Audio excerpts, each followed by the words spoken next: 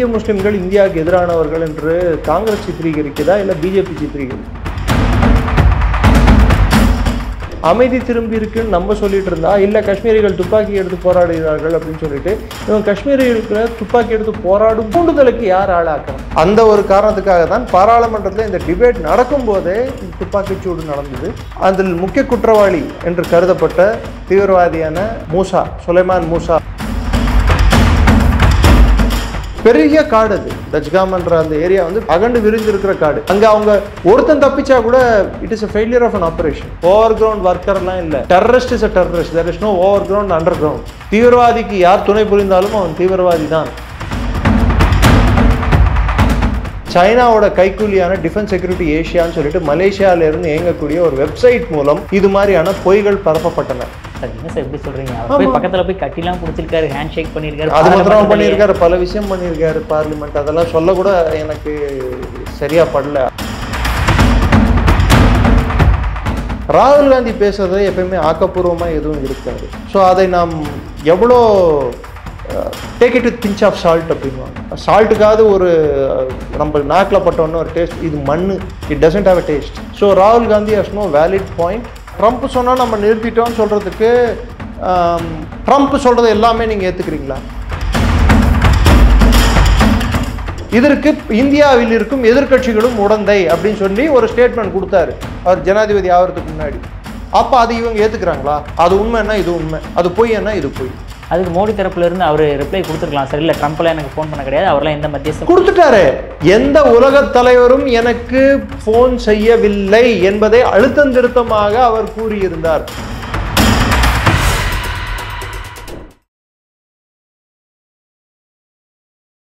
இளைய பாரத நேயர்களுக்கு வணக்கம். இன்னைக்கு நம்ம நேர்காணல நம்ம சிறப்பு விருந்தினர் defence experts doctor Niranjan sir அவர்கள் தான். சார் வணக்கம் சார். ஜெய்ஹிந்த். வணக்கம். ஜெய்ஹிந்த் சார். சார் ஆக்சுவலாக சொன்ன மாதிரியே பல்காம் அட்டாக் பண்ண முக்கியமான குற்றவாளி வந்து சுட்டு வீழ்த்திட்டதாக வந்து பிரதமர் மோடி அவர்களே பாராளுமன்றத்தில் தெரிவிச்சிருக்காரு. அந்த ஆப்ரேஷன் மகாதேவ் அது எப்படி நடந்தது, எப்படி கண்டக்ட் பண்ணாங்க? மகாதேவன் சொல்கிறது அந்த ஹில் ரேஞ்ச் பேர், அந்த மலையோட பேர் வந்து மகாதேவ் மவுண்டன். அந்த பேரால் தான் அந்த ஆப்ரேஷனை கண்டக்ட் பண்ணாங்க. ஜூலை 11 எப்பயுமே சைனாவால் தான் பாகிஸ்தானுக்கு தலைவலி வரும். இந்த வாட்டியும் அந்த தீவிரவாதிகளுக்கு வந்த தலைவலியும் சைனா செட்டால் தான். அவங்க வச்சிருந்த சேட் ஃபோன் வந்து சைனீஸ் செட்டு, சைனா மேடு. அது ஆன் பண்ண உடனே அது சிக்னலை காட்டிருச்சு எங்கே ஒளிந்திருக்காங்கன்னு சொல்லிட்டு. அதுக்கப்புறம் ரோந்து பணிகள் மேற்கொண்டு அந்த இடத்த சுற்றி வளைச்சி கார்டனிங் பண்ணி அவங்க யார் சப்போர்ட் கொடுக்குறாங்க, அவங்க தானே அங்கே இருக்கிறதுன்னு சொல்லி கண்டினியூஸாக மானிட்டர் பண்ணி. ஏன்னா அப்போது பஹல்காம் அட்டாக் நடக்கும்போது அவங்க யூஸ் பண்ண செட்டோட ஃப்ரீக்வன்சி அந்த ஐடென்டிட்டியும் இதோட ஃப்ரீக்வன்சி ஐடென்டிட்டியும் ஒரே மாதிரி இருந்ததால் இவங்களாக தான் இருக்குன்னு சொல்லிட்டு நம்ம அந்த சுற்றி வளைச்சிட்டோம். இன்டெலிஜென்ஸ் கேதர் பண்ணி, அதாவது துப்பு சேகரித்து அதை மெதுவாக ராஷ்ட்ரிய ரைஃபிள்ஸ் கட்டுப்பாட்டில் எடுத்துகிட்டு வந்துட்டு ப்ளஸ் பேரா கமாண்டோஸையும் உள்ளே எடுத்துகிட்டு வந்து கடைசியில் இப்போ இந்த டிபேட் நடக்கிற அன்னைக்கு அதில் 3 பேரை, அதாவது சுலைமான் ஷா என்னும் மூசா அவன் வந்து ஃபார்மர் எஸ்எஸ்ஜி கமாண்டோ, பாகிஸ்தானோட ஸ்பெஷல் சர்வீசஸ் குரூப் அப்படின்னு சொல்லுவாங்க, அதோட கமாண்டோ. அவன் லஷ்கர் இ தொய்பாவில் வேலைக்காக சேர்ந்துருக்கான். அவன் ஆல்ரெடி இன்னொரு முக்கியமான அட்டாக்லையும் இன்வால்வ்டு, இந்த அட்டாக் இல்லாமல். ஸோ அவனுக்கு கூட இருந்தவர்கள் ஜிப்ரான் என்று அழைக்கப்படும் அபு ஹம்சா, இன்னொருத்தன் வந்து யாசிர் ஷா, ஆப்கான் அப்படின்னு சொல்லி அழைக்கப்படும் யாசிர் ஷா. ஸோ இவங்க 3 பேர் தான் வந்து ஒன் ஆஃப் த மாஸ்டர் மைண்ட்ஸாக இருந்திருக்காங்க. ஸோ இவங்களை வந்து கொல்றதுக்கு இந்திய இராணுவத்தில் ராஷ்ட்ரிய ரைஃபிள்ஸும் ப்ளஸ் பேராகமாண்டோஸும் ஸ்னைப்பர் மூலமாக அவங்கள க்ளோஸ் ரேஞ்சில், அதாவது குறிப்பாத்து துல்லியமாக அவங்கள சுட்டு கொண்டு இருக்காங்க. ஹெட் ஷாட்ஸ் எடுத்திருக்காங்க, ஃபோட்டோஸ்லாம் பார்க்க முடிஞ்சுது. இன்னொரு வாட்டி வரவனுக்கும் இதே தான் நடக்கும்னு சொல்லிட்டு காட்டுறதுக்கு தான் அந்த ஃபோட்டோவை போட்டாங்க. ரெண்டாவது, அவங்க இத்தனை நாள் காடுகளில் ஒளிஞ்சிருந்ததுக்கு அவர்களுக்கு சப்போர்ட் கொடுத்தது பர்வீஸ் பஷீர்னு சொல்லக்கூடிய 2 பேர். அவர்கள் தான் இவங்களை வந்து அந்த இடத்துக்கு பஹல்காமுக்கு கூப்பிட்டு வந்திருக்கிறதாகவும் அவர்களை அங்கே பாதுகாத்து வச்சிருந்ததாகவும் தகவல். இப்போ பாகிஸ்தானுக்கு இருக்கக்கூடிய மிகப்பெரிய பிரச்சனை என்னன்னா, காஷ்மீரில் எங்கே போனாலும் கடந்த 5 ஆண்டுகளில் சிசிடிவிங்க அதிகமாக நிறுவப்பட்டுள்ளன. ப்ளஸ் எங்கே போனாலும் பயோமெட்ரிக் சிஸ்டம்ன்றது வந்து ஆப்ரேஷனல் ஆகிடுச்சு. ஐடி கார்டு இல்லாமல் ஹோட்டலில் இருந்து எதுலேயுமே தங்க முடியாது, எதுவும் பண்ண முடியாது, எந்த ஒரு ஃபோன் கார்டு வாங்க முடியாது. கிட்டத்தட்ட மேண்டேட்ரி ஆன பிற்பாடு டிரான்சாக்ஷன் உட்பட எல்லாமே டிஜிட்டல் மூலமாக ஆன பிற்பாடு இவங்க ஈஸியாக ஆப்ரேட் பண்ணுறதுக்கு வந்து ஒரு லெவலுக்கு மேலே இவங்க காசு கையில் வச்சுக்கிட்டு இவங்க ஆப்ரேட் பண்ணோண்டான்னா அது வந்து ஈஸியாக கண்டுபிடிச்சிட முடியும் உளவு அமைப்புகளாலையும் லோக்கல் போலீஸ் இவங்களால். ஸோ இவங்களால் ஆப்ரேட் பண்ண முடியாதனால காட்டுக்குள்ளே இருந்து இவர்களுக்கு சப்ளை போயிட்டு இருந்திருக்கு. அங்கே இருக்கக்கூடிய ஆடு மேய்ப்பவர்கள் வந்து இவங்களுக்கு அப்பப்போ சப்ளை பண்ணிட்டு இருந்திருக்காங்க.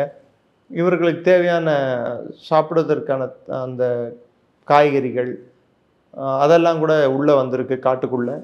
அது இல்லாமல் அவர்கள் பிடிபட்டப்போ அவங்க பேக்கெட்டில் இருந்து பாகிஸ்தான் ஓட்டர் ஐடி கிடச்சிருக்கு.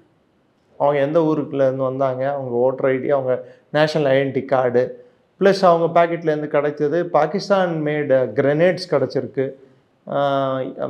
ஆப்கானிஸ்தான்லேருந்து வந்த American weapons M4 carbine rifle கிடச்சிருக்கு. அது 600 மீட்டர் ரேஞ்ச் வரைக்கும் கேஸ் ஆப்ரேட்டட் ரைஃபிள். அது சொஃபஸ்டிகேட்டட் துப்பாக்கி அது வச்சுருந்தான் மூசான்றவன். அது இல்லாமல் அவங்கக்கிட்டேருந்து இன்னொரு முக்கியமான பொருள் கிடைத்த பொருள் வந்து சாக்லேட்ஸ். அவங்க சாப்பிடக்கூடிய பொருட்களில் சாக்லேட்டுக்கு வந்து பாகிஸ்தான் ராப் அங்கேருந்து வந்திருக்கு. ஆனால் துரதிருஷ்டவசம் என்னடான்னா ஒருவேளை இந்தியர்கள் தான் பண்ணியிருப்பார்களோ அப்படின்னு சொல்லிட்டு முன்னாள் உள்துறை மந்திரி தமிழ்நாடை சேர்ந்த திரு ப. சிதம்பரம் அவர்கள் பார்லிமெண்ட்டில் தெரிவித்ததும் அந்த ஆப்ரேஷன் முடியறதுக்கு முன்னாடி அவர் தெரிவிச்சிருந்தார். ஆப்ரேஷன் முடிஞ்ச அப்புறம் அவங்க உள்நாட்டிலேருந்து வந்தவங்களா இல்லை வெளிநாட்டிலேருந்து வந்தவங்களான்ட்டு தெரிஞ்சு போச்சு. இவர் சொன்ன கருத்தில் எனக்கு 2 விஷயங்கள் எனக்கு ஜீரணம் அளிக்கலை. ஒன்று, அப்போ இந்திய முஸ்லீம்கள் இந்தியாவுக்கு எதிரானவர்கள் என்று காங்கிரஸ் சித்திரீகரிக்குதா இல்லை பிஜேபி சித்திரீகரிக்குதா? ஒன்று. ரெண்டாவது, அப்போ காஷ்மீரிகள் வந்து காஷ்மீரில் வந்து அமைதி திரும்பி இருக்குன்னு நம்ம சொல்லிட்டு இருந்தா, இல்லை காஷ்மீரிகள் துப்பாக்கி எடுத்து போராடுகிறார்கள் அப்படின்னு சொல்லிட்டு இவங்க காஷ்மீரிகளை துப்பாக்கி எடுத்து போராடும் தூண்டுதலுக்கு யார் ஆளாக்குறான்? ஒரு முன்னாள் உள்துறை மந்திரிக்கு இத்தனை நெடுங்காலம் பார்லிமெண்ட்டில் இருக்கிற ஒரு எம்பிக்கு இது தகுமா? இது நியாயமா? இது ஒன்றும் புதுசு இல்லையா? அவங்களுக்கு இல்லாத ஒரு தீவிரவாதத்தை ஏற்படுத்தி ஸ்ரீகாந்த் புரோஹித் போன்ற ஒரு தலை சிறந்த இராணுவ வீரரை ஹிந்து டெரர் என்ற பேரில் அரெஸ்ட் பண்ண ஒரு கவர்மெண்ட்டில் இருந்த ஹோம் மினிஸ்டர் தானே அவர். ஸோ அவரோட பேச்சும் அவரோட செயல்களும் இது பாகிஸ்தானுக்கு வலிமை கூட்டும் விதமாக இருந்தது. ஆனால் ஒரு விதத்தில் கடவுள் யார் பக்கம் இருக்கிறான் என்று பார்த்தால் இந்தியாவின் பக்கம். அந்த ஒரு காரணத்துக்காக தான் பாராளுமன்றத்தில் இந்த டிபேட் நடக்கும்போதே இந்த துப்பாக்கிச்சூடு நடந்தது. அதில் முக்கிய குற்றவாளி என்று கருதப்பட்ட உலகறிந்த தீவிரவாதியான சுலைமான் மூசாவை சுட்டு வீழ்த்தினோம். ஸோ பார்லிமெண்ட் நடக்கும்போதே சுட்டு வீழ்த்தினதுக்கப்புறம் நிறைய பேர், நான் இதுக்கு முன்னாடி உங்ககிட்ட பேசின டிபேட் ஆகட்டும் இல்லை பல்வேறு சேனலில், அந்த 3 பேர் எங்கே, அந்த 3 பேர் எங்கே, இதே கேட்டுருந்தாங்க. பாகிஸ்தானில் குண்டு போட்டி அந்த 3 பேர் இங்கே தலையில் குண்டோடன் படுத்துள்ளார்கள். எதனால சார் இத்தனை நாள் ஆச்சு அவங்களை கண்டுபிடிச்சி தூக்குறதுக்கு? ஏன்னா பாகிஸ்தான்லயே போய் நம்ம அட்டாக் பண்ணிட்டு அவங்க சேட்டலைட் ஃபோனை ஆப்ரேட் பண்ணாலோ இல்லை அவங்க டிஜிட்டல் ஃபுட் பிரிண்ட் இருந்தால்தான் அந்த காட்டுக்குள்ளே வந்து நம்ம கோம்பிங் ஆப்ரேஷன் நடத்த முடியும். காடு பறந்து விரிந்திருக்கும் காடு. அதுக்குள்ளே கோம்பிங் ஆப்ரேஷன் நடத்துறது வந்து அவ்வளோ ஈஸி இல்லை. அவங்க எல்லையை கிடக்கலன்றது நம்மளுக்கு தெரியும், இதுக்குள்ளே தான் இருக்காங்கன்னு தெரியும். எலி இங்கேயே தான் சுற்றிட்டு இருக்கு, பொந்தை வச்சுட்டு காத்துட்டு இருக்கும், எப்பயாவது ஒரு நாள் மாட்டும் தெரியும். கரெக்டாக சிக்கிடுச்சு. அவங்க என்னைக்கு வந்து ஜூலை 11 என்னைக்கு அவங்க செட்டை ஆன் பண்ணாங்களோ அவங்க டிஜிட்டல் ஃபுட் பிரிண்ட் வந்து நம்மளுக்கு மாட்டிக்கிச்சு. அவங்களோட எந்த இடத்துல இருக்காங்கன்னு நம்ம ஜீரோயின் பண்ணிட்டோம். அதுக்கப்புறம் காஷியஸாக கொஞ்சம் கொஞ்சமாக அவங்க தப்பிக்க விடாமல் அவங்கள சுற்றி வளைக்கும் ஒரு ஆப்ரேஷனு தான், அதுதான் ஆப்ரேஷன் மகாதேவன் சொல்லி அணுகணும். ஏன்னா அது பெரிய காடு, அது டச்காம்ன்ற அந்த ஏரியா வந்து அகண்டு விரிந்து இருக்கிற காடு. அங்கே அவங்க ஒருத்தன் தப்பிச்சா கூட it is a failure of an operation. அதுக்கு திரும்பி கத்துவாங்க ஒருத்தனை வேணுமென்றே தப்பிக்க வைத்தார்கள் அப்படின்னு சொல்லிட்டு. ஸோ அது நடக்கக்கூடாதுன்னு சொல்லி தான் கார்டன் பண்ணி வெயிட் பண்ணி நெக்ஸ்ட்டு அவங்க ஃபோட்டோ ஐடென்டிட்டி, அவங்க என்ன தொலைநோக்கிலேருந்து அவங்களுக்கு கேமரா ஃபோட்டோஸ் எடுத்து அந்த ஃபோட்டோஸ் வந்து அவங்களோட நார்மல் இதோட மேட்ச் ஆகுதான்னு பார்த்து, ப்ளஸ் அவங்களுக்கு யார் வந்து தங்கிறதுக்கு இங்கே இடம் கொடுத்தாங்களோ இந்த பர்வீஸ் அண்ட் பஷீர், அவங்க 2 பேரை கைது பண்ணியிருந்தாங்க. ஓஜின்னு சொல்கிறாங்க, ஓவர் கிரவுண்ட் ஒர்க்கர்ஸ் அப்படின்னா. ஓவர் கிரவுண்ட் ஒர்க்கர்லாம் இல்லை. Terrorist is a terrorist, there is no overground underground. தீவிரவாதிக்கு யார் துணை புரிந்தாலும் அவன் தீவிரவாதி தான். இந்த ஓஜிடபிள்யூன்றதே ஒரு பொய்யான அபத்தமான ஒரு சொல். இதை இனிமேலாவது நாம் நிறுத்தினால் நல்லா இருக்கும். தீவிரவாதிக்கு யார் துணை புரிந்தாலும் அவன் தீவிரவாதியாக தான் கருதப்பட வேண்டும். அவன் ஓஜிடபிள்யூ ஓவர் கிரவுண்ட் ஒர்க்கர்னா என்ன? அவன் என்ன பிளம்பிங் பண்ணுறானா, இல்லை கார்பென்ட்ரி பண்ணானா, இல்லை இந்த சுண்ணாம்பு அடிக்கிறானா, இல்லை மேஸ்திரி வேலை கொளுத்து வேலை பண்ணுறானா? தீவிரவாதத்துக்கு துணை புரிகிறான். அவனுக்கு என்ன புதுசாக ஓஜிடபிள்யூன்னு பேர்? தீவிரவாதின்னு கூப்பிட்டு போங்க. அவன் துப்பாக்கி எடுத்து சுடலன்னா பரவாயில்ல, ஆனால் துப்பாக்கி எடுத்து சுடுவதற்கு தேவையான பொருட்களை அவன் சப்ளை பண்ணும்போது அவனும் தீவிரவாதி தானே. அதில் என்ன வேறு கருத்து இருக்க வேண்டியது இருக்குது? இந்த சாஃப்ட் டைப் ஆஃப் வேர்ட்ஸை, புது வேர்ட்ஸை வந்து கண்டுபிடிக்கிறத முதல்ல நம்ம நிறுத்தணும். ஸோ அந்த ஓவர் கிரவுண்ட் ஒர்க்கர்ஸை வச்சு அவங்க தானே இவங்களான்னு சொல்லி அந்த ஃபோட்டோ ஐடென்டிட்டி எல்லாம் கண்டுபிடித்த பிற்பாடு தான் இந்த ஆப்ரேஷன் ஆனது நடத்தப்பட்டுள்ளது. துல்லியமான தாக்குதல். 30 நிமிஷத்தில் எப்படி இந்தியர்களை, குறிப்பிட்டு இந்து மதத்தை சேர்ந்தவர்களையும் வெளிநாட்டவரையும் அவங்க எப்படி கொன்னாங்களோ அரை மணி நேரத்துக்குள்ள அந்த 30 minutes of terror has been repeated back and paid back. அதே 30 மணித்துளிகளில் அவர்களை எங்கே போய் சேர்க்க வேண்டுமோ அங்கே போய் சேர்த்து விட்டோம். சார், ஆனால் இப்போ இந்த பார்லிமெண்ட்டில் வந்து இப்போ ஆப்ரேஷன் சிந்தூர் சம்மந்தமாக டிஸ்கஷன் போயிட்டு இருக்கு சார். அதில் எல்லாருமே ஆப்போசிஷனும் சரி, இதுக்கு பதிலடி கொடுக்குறது பாஜக சூப்பராக கொடுத்துருவாங்க. ஆனால் ராகுல் காந்தி நேற்று இப்போ ஃபயரி ஸ்பீச் கொடுக்கும்போது, அதாவது என்ன ஸ்பீச்சு? Fiery speech sir. ரொம்ப பொங்கி எரிமலை எப்படி வெடிக்கும் அப்படின்னு பார்லிமெண்ட் வந்து பார்த்துட்டு இந்த மாதிரி ஒரு ஸ்பீச் கொடுத்துட்டு போயிடுவார் சார். கொடுக்கும்போது என் ஐடியாவை மட்டும் கேட்டிருந்தீங்கன்னா 5 விமானங்களை வந்து நம்ம இழந்திருக்க மாட்டோம் அப்படின்ற மாதிரி சொல்லியிருக்காரு சார். என்ன மாதிரி ஐடியாவாக இருக்கும் சார் அது? ஃபஸ்ட்டு 5 விமானம் இழந்தோன்னு சொல்லிட்டு யார் சொன்னா இவருக்கு? அது உளவுத்துறை ரிப்போர்ட் அவருக்கு போயிருக்கலாம் சார். மேபி எப்படி அவர் தனியாக உளவு அமைப்பு ஏதாவது இந்தியாவில் வந்து அவருக்கு ரிப்போர்ட் பண்ணுற மாதிரி ஏதாவது உளவு அமைப்பு இருக்கா? இல்லை இந்திய இராணுவத்திலேருந்து அதிகாரப்பூர்வமான தகவல், அதாவது இந்திய முப்படைகள் கிட்டேருந்து அதிகாரப்பூர்வமான தகவல் வந்திருக்கா? இல்லை இந்திய டிஃபென்ஸ் மினிஸ்ட்ரி கிட்டேருந்து, இல்லை இராணுவ மந்திரியோ, இல்லை பிரதமர் செயலகத்திலிருந்தோ, இல்லை வேற ஏதாவது தேசிய பாதுகாப்பு ஆலோசகர்கிட்ட இருந்தோ ஏதாவது கருத்து ஏதாவது தெரிவிச்சிருக்காங்களா இந்தியா இது தொலைச்சதுன்னு சொல்லிட்டு? சைனாவோட கைக்கூலியான டிஃபென்ஸ் செக்யூரிட்டி ஏஷியான்னு சொல்லிட்டு மலேசியாவிலேருந்து இயங்கக்கூடிய ஒரு வெப்சைட் மூலம் இது மாதிரியான பொய்கள் பரப்பப்பட்டன. அதற்கு காரணம் சைனா பிளேன்களை வந்து வலிமையாக காட்டுவதற்கும், இந்தியாவின் ரஃபேல் ஜெட்டை வலிமை இழந்ததாகவும், இன்னும் சொல்ல போனால் அது தரமற்றதாகவும் காட்டுவதற்கு சைனாவின் டூப்ளிகேட் பெயின்ஸை வந்து உலக சந்தையில் மார்க்கெட் செய்வதற்கு. ஏன்னா இந்த சண்டை ஆரம்பிக்கும் போது சைனாவோட ஷேர் டக்குன்னு தூக்கிச்சு, சண்டை முடியும் போது டிஃபென்ஸ் ஷேர்ஸ் எல்லாம் கபால்னு கீழே வந்தது.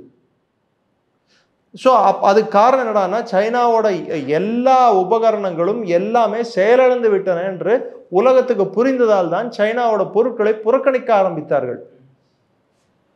அப்பேற்பட்ட சூழ்நிலையில் 5 பிளேன்களை வீழ்த்தினார்கள் அப்படின்றாங்க. பாகிஸ்தான் ஒற்றுக்கொண்டது 5 பேர் விழுத்தினதுன்னு உண்மைதான். ஆனால் பாகிஸ்தான் அவங்களே வாயால் ஒத்துக்கிட்டாங்க எங்களோட 5 F-16 கீழே விழுந்துருச்சுன்னு சொல்லிட்டு இந்தியா அடிச்சதுல அவங்க ஒத்துக்கிட்டாங்க. அப்போ இவர் அதை இது நினைச்சிட்டாரோ? எந்த கண்ட்ரியில் இருக்குன்னு தெரியாமல் பேசிட்டு இருக்காரோ. ராகுல் காந்திக்கு வந்து எப்பவுமே ஒரு குழப்ப நிலை உண்டு. அது இயல்பாகவே அவரை அப்படிதான் இருப்பார். எங்கேயோ தொலைஞ்சு போன மாதிரியே ஒரு மிரண்ட கண், அதுவும் மோடியை பார்த்தா ஒரு மிரண்ட கண்ணும் ஒரு பயந்த பார்வையும். சார் என்ன சார் எப்படி சொல்றீங்க? அவர் போய் பக்கத்துல போய் கட்டிலாம் பிடிச்சிருக்காரு, ஹேண்ட் ஷேக் பண்ணியிருக்காரு, அது மாத்திரம் பண்ணியிருக்காரு, பல விஷயம் பண்ணியிருக்காரு பார்லிமெண்ட். அதெல்லாம் சொல்ல கூட எனக்கு சரியா படல, அதனால நான் சொல்ல விரும்பல. ஏன்னா அவர் மாண்புமிகு எதிர்கட்சி தலைவர். அந்த எதிர்கட்சி தலைவருக்கு இருக்க வேண்டிய மாண்பும் மரபும் பண்பும் அவருக்கு இருக்கிறதா என்பது மக்கள் பார்வைக்கு. நான் அது அதிகமாக பேச விரும்பல. ஏன்னா இது அரசியல் சார்ந்த பிரச்சனையை நான் பார்க்க விரும்பல நான். பட் ஒரு எதிர்கட்சி தலைவராக எப்படி செயல்படணுன்றத இவங்க யாரை பார்த்து கற்றுக்கணுன்னா, 1971 அடல் பிஹாரி வாஜ்பாயை பார்த்து கற்றுக்கணும். இல்லை 1991 அதே அடல் பிஹாரி வாஜ்பாய் 93 2-3 அடல் பிஹாரி வாஜ்பாய் நரசிம்மராவுக்கு தோளோடு தோள் எப்படி கை கொடுத்தார் பாகிஸ்தானை எதிர்ப்பதற்குன்னு சொல்லி பார்த்து கற்றுக்கணும். இல்லை அருண்ஜேட்லி ஆகட்டும், இல்லை சுஷ்மா ஸ்வராஜ் ஆகட்டும், இந்திய பாராளுமன்றத்தில் இந்திய வீரர்களை பாகிஸ்தான் கொல்லும்போது எப்படி இந்திய அரசாங்கத்தை இக்கட்டான சூழ்நிலையில் நிறுத்தினார்கள், அன்று வெக்கி தலைகுனிந்து எப்படி மன்மோகன் சிங் பதிலளிக்க முடியாமல் தடுமாறினார், திணறினார் என்பதை பார்த்து கற்றுக்கொள்ள வேண்டும். அரசு பண்ற தவறுகளை சுட்டி காட்டுவது எதிர்கட்சியின் கடமை. உதாரணத்துக்கு OIC நேற்று ஒரு கேள்வி கேட்டிருந்தாரு, இந்தியா பாகிஸ்தான் கிரிக்கெட் மேட்ச் மாத்திரம் ஆடலாமான்னு சொல்லி கேட்டிருந்தாரு. கரெக்டான கேள்வி. அதே இவங்க கேட்டிருந்தாங்க, அகிலேஷ் யாதவோட மனைவி, அவங்களும் MP டிம்பிள் யாதவ்னு நினைக்கிறேன் அவங்க பேர், அவங்க கேட்டிருந்தாங்க இந்தியாவோட டிஃபென்ஸ் பட்ஜெட் வந்து 1.9% இருக்குது, அது அட்லீஸ்ட் நம்ம 3% ஏற்றணும் அப்படின்னு சொல்லிட்டு. அது கரெக்டான கேள்வி. கார்கே, மல்லிகார்ஜுன் கார்கே, காங்கிரஸ் பிரசிடென்ட் ப்ளஸ் மாநிலங்களவையில் எதிர்கட்சி தலைவர் அவர் தான், அவர் ஒரு கருத்து சொல்லியிருந்தார். இந்த ஆப்ரேஷன் சிந்தூர் எப்படி நடந்தது, இது நடந்ததுக்கான மொத்த கார்கில் ரெவ்யூ கமிட்டின்னு ஒன்று அமைச்சு எப்படி அந்த ரிப்போர்ட்டை கொடுத்தாங்களோ மக்கள் பார்வைக்குன்னு சொல்லிட்டு, அது மாதிரி இதுக்கு ஒரு ரெவ்யூ ஒன்று பண்ணி அதை மக்கள் பார்க்க வேண்டும், மக்கள் புரிந்து கொள்ள வேண்டும் அப்படின்னு சொல்லிட்டு, இதெல்லாம் ஆக்கப்பூர்வமான சில விஷயங்கள் எதிர்கட்சிகள் கொடுத்ததா நம்ம கருதலாம். ராகுல் காந்தி பேசுறதுல எப்பயுமே ஆக்கப்பூர்வமாக எதுவும் இருக்காது. ஸோ அதை நாம் எவ்வளோ take it with pinch of salt அப்படின்வாங்க. சால்ட்டுக்காவது ஒரு நம்ம நாக்கில் பட்டோன்னு ஒரு டேஸ்ட், இது மண்ணு, it doesn't have a taste. So Rahul Gandhi has no valid point or he has not backed up with facts. அவர் சொன்னதுக்கு தரவுகள் என்ன, எங்கிருந்து வந்தது அந்த தரவுகள், யார் கொடுத்த தரவுகள்? தரவு இல்லாமல் நான் வாய்க்கு வந்தது வாய் புளித்ததோ மாங்காய் புளித்ததோ என்று பேசக்கூடாது. சில மாநிலங்களில் முன்னாள் எதிர்க்கட்சி தலைவர்களும் இன்று இந்தியாவில் இருக்கும் எதிர்க்கட்சி தலைவரும் வாய் புளித்ததோ மாங்காய் புளித்ததோ என்று பேசுவதில் வல்லவர்கள். தரவுகள் கொடுக்கட்டும். நீங்கள் பிரதமர் மோடியை சாடினால் it's part of the game, அரசியல் நடக்கட்டும் என்று ஏற்றுக்கொள்ளலாம். பிஜேபியை சாடுங்கள், ஏற்றுக்கொள்ளலாம். இதெல்லாம் வந்து அரசியலில் சாதாரணம். ஏன்னா உங்களுக்கு வாக்களித்த மக்களும் இருக்கார்கள், அவங்களுக்கு வாக்களித்த மக்களும் இருக்காங்கள். ஒரு பாராளுமன்றம் என்றால் அங்கே பேச்சுகளும் விவாதங்களும் காரசாரமான விவாதங்களும் தேவை. அப்போதான் இரு பக்கத்தையும் பார்த்து எது சரி எது தவறு என்று மக்கள் புரிந்து கொள்ள, அது வாழும் ஜனநாயகத்துக்கு அடையாளம். ஆனால் நீங்கள் வாழும் ஜனநாயகத்துக்கு அடையாளம் என்று இந்திய இறையாண்மையை காக்கும் முக்கியமான தூணான இராணுவத்தையும் முப்படைகளையும் நீங்கள் கொச்சைப்படுத்தினால் அதை பொறுத்துக்கொள்ளோ சகித்துக்கொள்ளோ இந்திய மக்களுக்கு தயாராக இல்லை. ஓய் சார், அடுத்து அப்போ நம்ம மோடி அவர்கள் சொல்லும்போது, அதாவது பாகிஸ்தான்காரங்க நம்மள்ட்ட கெஞ்சினதுக்கு அப்புறம் தான் நாங்கள் நிறுத்தி, உண்மைதானே? அது எப்படி சார் நம்ம ப்ரூஃபா சொல்ல முடியாது? நம்ம நான் சொல்றேன் உங்களுக்கு ப்ரூஃபா. அவங்களோட நூர்கான் பேஸ் மொத்தமாக காலி. அதுதான் அவங்களோட நோடு, அதாவது கம்யூனிகேஷன் நர்வ் சென்டர். அதுதான், அது மூலமாக தான் இன்னொரு மற்ற பேசஸ்க்கு வந்து தகவல் போகணும். பாகிஸ்தானுக்கு இந்தியா மீது பெரிய தாக்குதல் நடத்துவதற்கு அவர் சொன்னார் பார்த்தீங்களா, வேன்ஸ் கிட்ட நான் பேசினேன், மே 9 அவர் மிகப்பெரிய தாக்குதல் பாகிஸ்தான் பிளான் பண்ணிருக்கு அப்படின்னு சொன்னதும், இவர் மே 10 வந்து நம்ம தாக்குதல் பண்ணுறோம் அவங்க பண்ணுறதுக்கு முன்னாடியே. அப்போ வந்து என்ன நடந்ததுன்னு நீங்கள் எடுத்து பார்த்தோம்னா, நம்ம அடிப்படையாக அந்த விஷயங்களை ஒரு கோர்வையாக நம்ம வச்சு பார்த்தோம்னா நம்மளுக்கு என்ன தெரிய வருது? பாகிஸ்தானோட ஃபஸ்ட்டு நம்ம டார்கெட் பண்ணது அவங்களோட ஏர்பேசஸை. அவங்க ஏர்பேசஸில் எல்லாத்துலேயுமே TEL வச்சுருந்தாங்க, ட்ரக் எரெக்டட் லான்ச்சர்ஸ்ன்னு சொல்லிட்டு. பாகிஸ்தானுக்கு 2 வழியாக தான் இந்தியா மீது ஏவுகணை தாக்குதலோ இல்லை ராக்கெட் தாக்குதலோ மிசைல் தாக்குதலோ செய்ய முடியும். ராக்கெட் தாக்குதலும் அடிப்படையாக மிசைல் தாக்குதல் செய்ய முடியும். அது 2 விதமாக தான் பண்ண முடியும். ஒன்று TEL, ட்ரக் எரெக்டட் லான்ச்சர்ஸ்ன்னு சொல்லிட்டு ட்ரக்ஸில் வந்து ராக்கெட்ஸை வச்சு மிசைல்ஸை வச்சு அடிக்கிறது. ரெண்டாவது வந்து அவர்கள் விமானங்களில் ஏவுகணைகளை வைத்து அடிப்பது. விமானங்களுக்கு ரன்வே தேவை ஓடுறதுக்கு. போட்ட பாம்பெல்லாம் எங்கே போட்டோம்? ரன்வேல போட்டோம், அவங்களோட ATC டவர் மேலே போட்டோம், அவங்களோட கம்யூனிகேஷன் சென்டர் மேலே போட்டோம், கிடங்குகள் மீது போட்டோம். இந்த ட்ரக் எரெக்டட் லான்ச்சஸ் எல்லாத்தையும் டெஸ்ட்ராய் பண்ணோம். அவ்வளோதுக்கு proof of the pudding is இந்த ஈட்டிங் அப்படின்வாங்க. நம்ம பிரதமர் ஆதம்பூர் ஏர்பேஸில் S-400 அவங்க உடைச்சிட்டானுங்கன்னு சொன்னானுங்க, தகர்த்துட்டாங்கன்னு சொன்னாங்க. எதில் போனார் நம்ம பிரதமர்? வந்து அவர் பேசும்போது, இந்த ஆப்ரேஷன் சிந்தூர் முடிஞ்ச உடனே அவர் ஆதம்பூர் பேஸ் போகும்போது பின்னாடி என்ன இருந்தது? S-400 தானே நின்றுட்டு இருந்தது. அதே பாகிஸ்தான் பிரதமர் வந்து அவரோட பிளேனோ இல்லை எதுவோ ஃபங்க்ஷனில் இருந்திருந்தா அவர் வந்து பாகிஸ்தான் இராணுவத்துக்கு போயிட்டு ஒரு டேங்க் மேலே ஏறி நின்று பாகிஸ்தான் ஜிந்தாபாத் பாகிஸ்தான் ஜிந்தாபாத்னு கத்துனாரு பார்த்தீங்களா? எதில் போனார்? காரில் தானே போனார். ஏன் ஒரு பிளேனில் போக முடியல அவரால்? ஏன்னா எந்த இராணுவ தளவானத்துலேயும் எந்த ஏர்பேஸ்லேயும் ரன்வே சரியா இல்லை, காலி.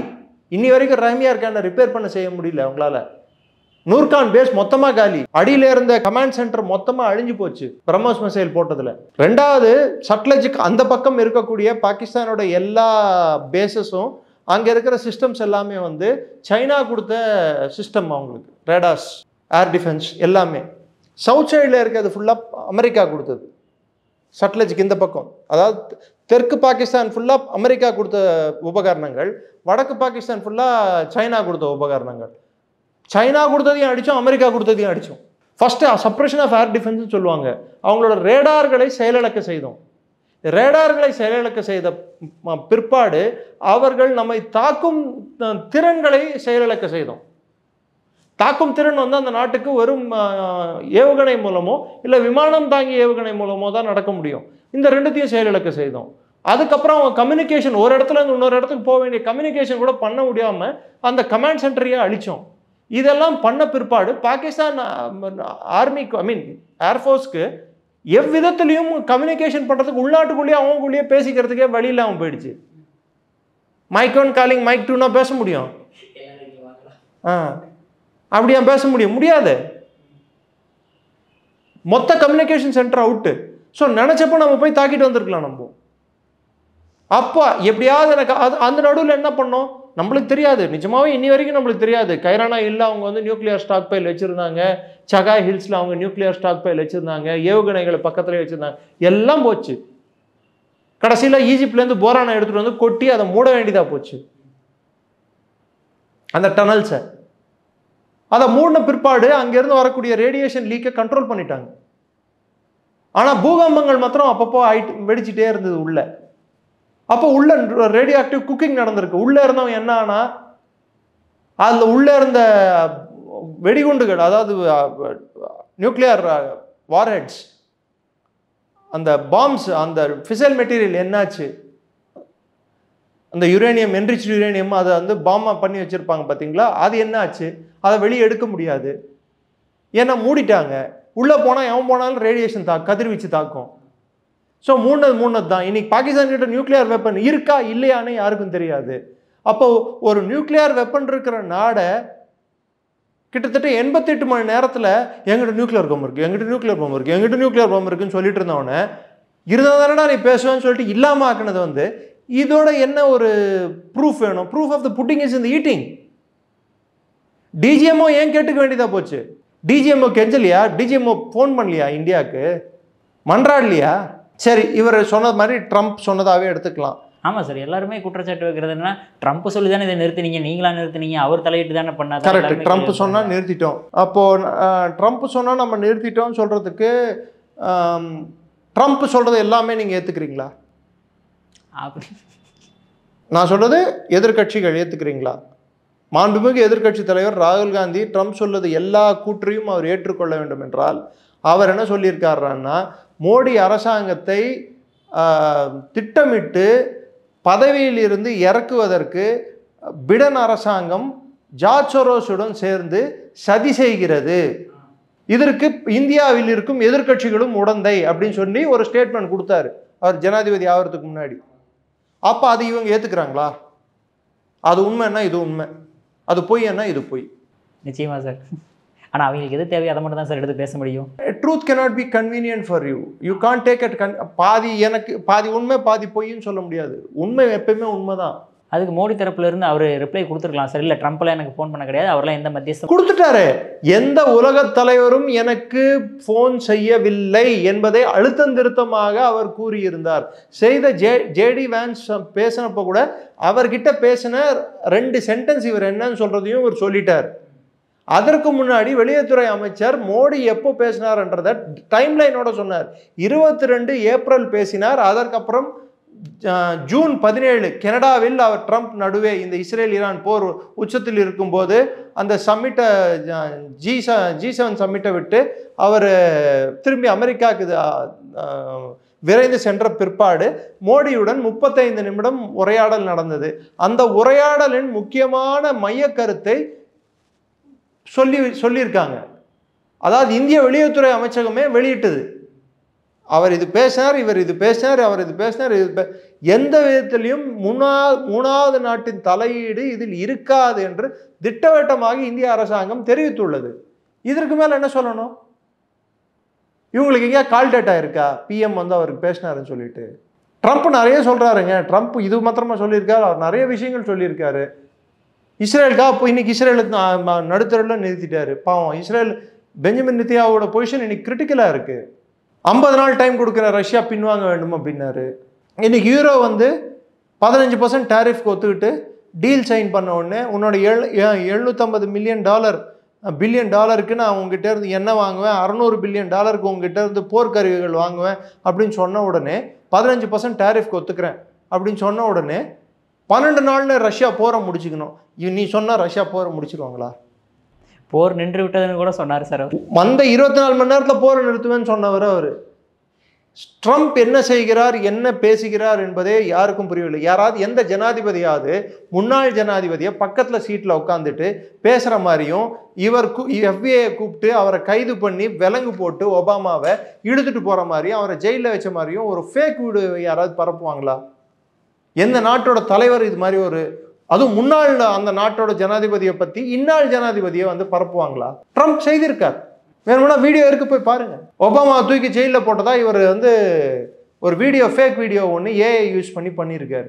ஸோ ட்ரம்ப் செய்வதை அமெரிக்கர்களாகவே தாங்க முடியவில்லை, அவர்களே பொருட்படுத்தவில்லை ட்ரம்ப்பை. ஸோ நாம் அவர் சொல்வதெல்லாம் உண்மையை தவிர வேறொன்றும் இல்லை என்று எப்படி நம்புவது? சார் உங்கள் அற்புதமான கருத்தை இளையபாதனுடைய பந்ததற்கு மிக்க நன்றி சார். ஜெயின் நன்றி. ஜெயின் சார்.